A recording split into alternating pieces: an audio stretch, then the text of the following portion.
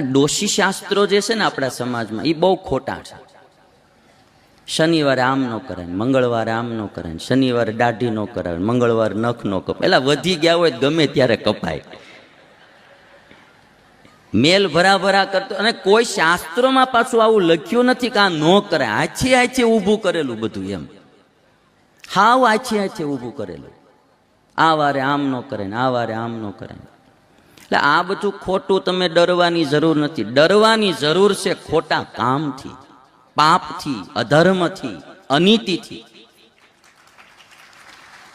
જેનાથી ડરવાનું છે એનાથી આપણે ડરતા નથી. જેનાથી નથી ડરવાનું એનાથી આપણે ડર્યા કરીએ. મંગળવારે પૈસા દઈ તો આમ થાય, સોમવારે લઈ તો આમ થાય. એલા ભાઈ, દેવાના હોય ને જરૂર હોય ગમે ત્યારે રાતે દઈ આવાય.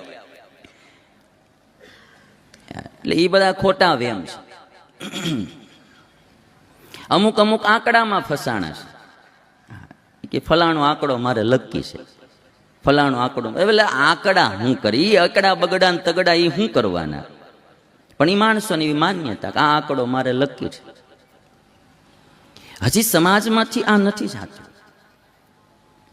અમુક અમારા બાપુ એક હારે 4 બિસ્ટોલો મૂકીને આમ ધોવાડા ખેંચતા હોય ને તો તમારા વાળા પાછા પાવાઈ જાય.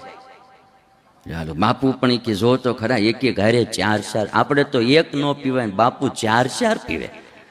તાવડા પડીકા ને પડીકા દી આવે. શાસ્ત્રના 2 સિદ્ધાંત છે.